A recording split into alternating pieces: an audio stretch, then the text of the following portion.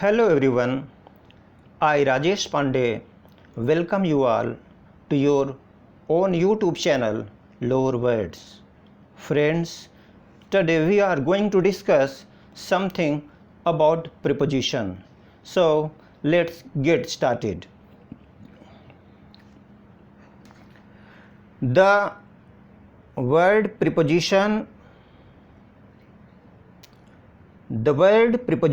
consists of two small words. ये preposition word दो small words pre and position से मिलकर बना है. pre means before यानी पहले, and position means placed रखा हुआ, means placed. It means prepositions are the words which are placed before noun or pronoun. Prepositions वे शब्द होते हैं, the words which are placed जिनको रखा जाता है before noun or pronoun. noun और pronoun के पहले रखा जाता है. Why? To show their relations. उनके रिश्ते दिखाने के लिए. किसके साथ? With other nouns and pronouns in the given sentence. एक सेंटेंस में जो अन्य नाउन एंड प्रोनाउंस होते हैं उनके साथ किसी नाउन या प्रोनाउन का क्या रिश्ता है, यही स्पष्ट करने के लिए प्रीपोजिशन का यूज किया जाता है. For example, the book is the table. ये सेंटेंस रॉन्ग है. क्यों? कि एक नाउन बुक एंड दूसरा नाउन टेबल, इन दोनों के बीच का रिश्ता स्पष्ट नहीं है. The book is the table sentence अर्थ का अनर्थ होता दिखता है सेंटेंस में. The book is the table, ये बुक ही टेबल है. वाइल जब हम प्रीपोजिशन का यूज करते हैं नेक्स्ट सेंटेंस में, the book is on the table, इस बुक का टेबल के साथ किस तरह से रिलेशन है? तो ये बुक टेबल के ऊपर है, टेबल पर रखी है. पोजीशन क्या है? इस बुक की टेबल के साथ क्या पोजीशन है? ये टेबल पर रखी है. So let's take poetical form of the use of the preposition at.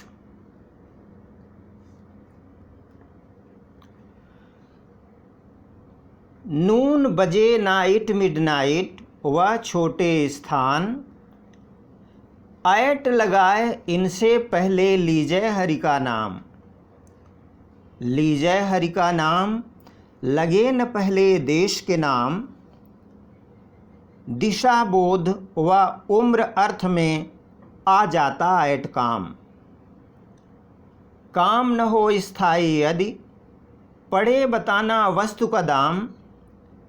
बिन सोचे ले लीजिए झटपट ऐट से काम. कहते भाई राज गत की दर हो बतलाना. कारण का भाव प्रकट करने ऐट प्रयोग में लाना. किसी बात में कोई अच्छा या फिर बुरा ही होवे, चतुराई संपन्न कोई ऐट बिना नहीं कारज होवे. फ्रेंड्स, प्रीपोजिशंस बहुत प्रकार के होते हैं, लेकिन आज के इस वीडियो में मैंने सिर्फ ऐट को स्पष्ट करने की कोशिश की है.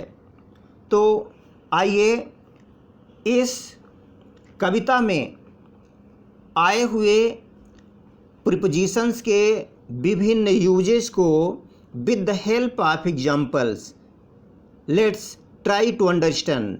आई समझने की कोशिश करते हैं.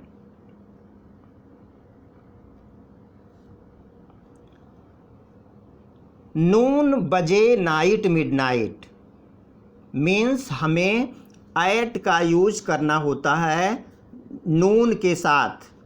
First example, some people take rest at noon. दोपहर को कुछ लोग आराम करते हैं, एट नून। नून बजे, अब बजे देखेंगे, बजे के अर्थ में I go to school at 7 AM, यानी 7 बजे। मैं 7 बजे स्कूल जाता हूँ या जाती हूँ। I go to school at 7 AM, 7 बजे। नून बजे, night midnight. The owls can see at night. Owls, उल्लू, रात में देख सकते हैं। At night, the owls can see at night. Noon, noon बजे, night midnight. India got its freedom at midnight. भारत को मध्य रात्रि में आज़ादी मिली, एट मिडनाइट। नून बजे, नाइट मिडनाइट। वह छोटे स्थान, आई लिव एट सीधी इन MP। फ्रेंड्स, अब यहाँ समझने की कोशिश करेंगे। कोई भी वस्तु, कोई भी स्थान छोटा तब होता है जब उससे कोई बड़ी वस्तु या बड़ा स्थान हो। तो इस एग्जाम्पल को हम बड़े रेंज में देख सकते हैं।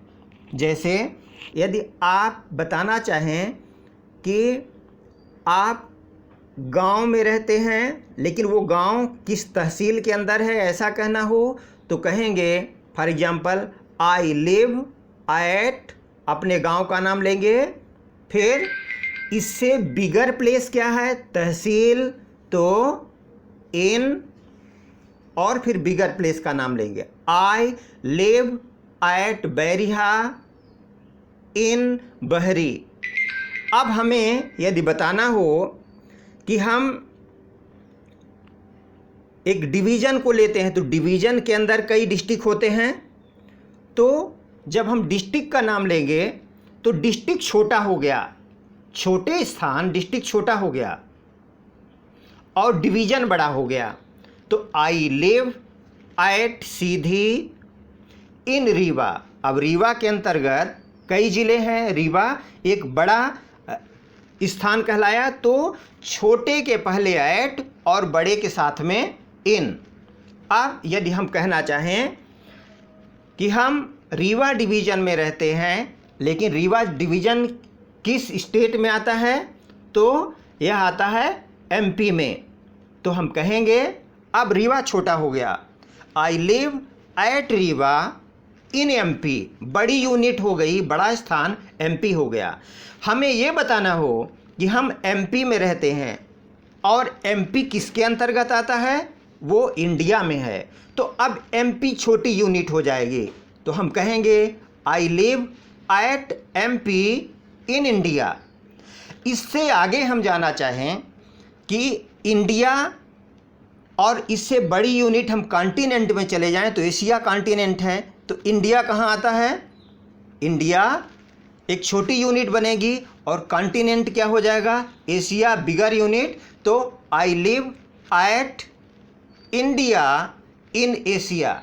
लेकिन लेट्स रिमेंबर, ऑलवेज रिमेंबर, जब कभी भी अपने कंट्री का नाम लेना हो, सिर्फ कंट्री का नाम लेना हो, वहाँ इन यूज करते हैं। ये कंडीशन सिर्फ वहाँ होती है जब हमें छोटी और बड़ी यूनिट, जगह की छोटी और बड़ी यूनिट दोनों बताना हो।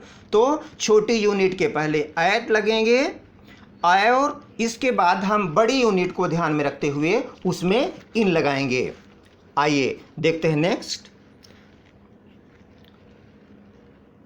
Look at the picture hanging on the wall. नून बजे, नाइट मिडनाइट, वह छोटे स्थान, एट लगाए इनसे पहले लीजिए हरि का नाम। लीजिए हरि का नाम लगे न पहले देश के नाम। यानी यदि हम सिर्फ देश की बात करेंगे तो हम इन के साथ यूज करेंगे, एट नहीं लगाएंगे। अब लगे न पहले देश के नाम, दिशा बोध। अब लुक एट द पिक्चर, कोई पिक्चर दीवार में लटकी है और हम उसकी ओर इशारा कर रहे हैं, यानी उस दिशा की ओर संकेत कर रहे हैं। तो दिशा बोध व उम्र अर्थ में आ जाता एट काम। Look at the picture, direction, हम इशारा कर रहे हैं। Hanging on the wall. अब जब उम्र की बात बताना हो, हमें उम्र की ओर संकेत करना हो, तो Sachin started playing international cricket at the age of 16। Sachin ने, मास्टर ब्लास्टर सचिन ने 16 वर्ष की अवस्था में अंतर्राष्ट्रीय क्रिकेट खेलना प्रारंभ किया। अब इंटरनेशनल क्रिकेट, दिशा बोध हुआ उम्र अर्थ में आ जाता एट काम।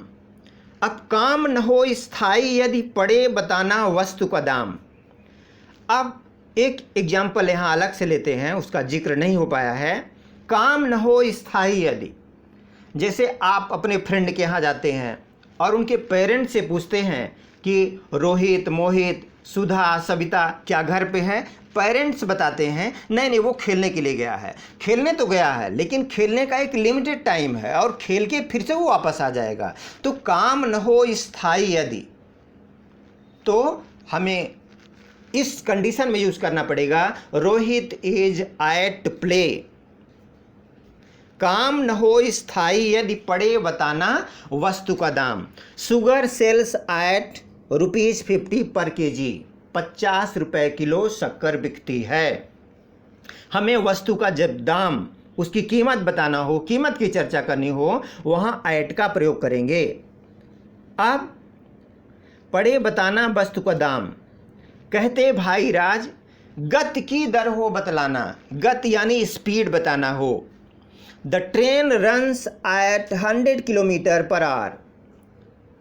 ट्रेन की स्पीड क्या है? तो 100 किलोमीटर प्रति घंटे की दर से ट्रेन चलती है। अब कारण का भाव प्रकट करने को एट प्रयोग में लाना। कारण, किसी भी काम के पीछे कोई न कोई कारण होता है। से in this example, my father is dilated at my success. मेरे पिताजी अत्यधिक प्रसन्न हैं।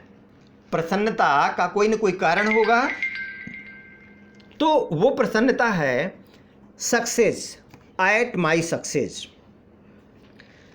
नाउ अब हम एक आखिरी यूज देखेंगे जिसमें गुड, बैड एंड क्लेवर, इन 3 शब्दों के साथ भी हम एट का प्रयोग करते हैं। Ram is good at play, in play नहीं कहेंगे। राम खेलने में अच्छा है, मीन्स कोई व्यक्ति इंजॉय करता है, एक्सेल करता है, यानी परफॉर्मेंस अच्छा देता है, स्किल्ड है किसी चीज़ में, तो उस कंडीशन में हम उस गुड के साथ एट लगाते हैं, good at play. And bad की कंडीशन में भी एट आएगा। Ravi is bad at painting, painting में रवि ठीक नहीं है। और क्लेवरनेस भी गुड की ही तरह होता है। क्लेवरनेस एक पॉजिटिव क्वालिटी के रूप में गुड के साथ ही देखा जाता है।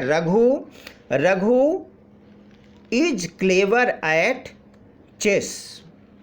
सो friends, that's all for the day. Thanks a lot for watching this video. Stay tuned till we meet again. Jai Hind, Jai Jagat.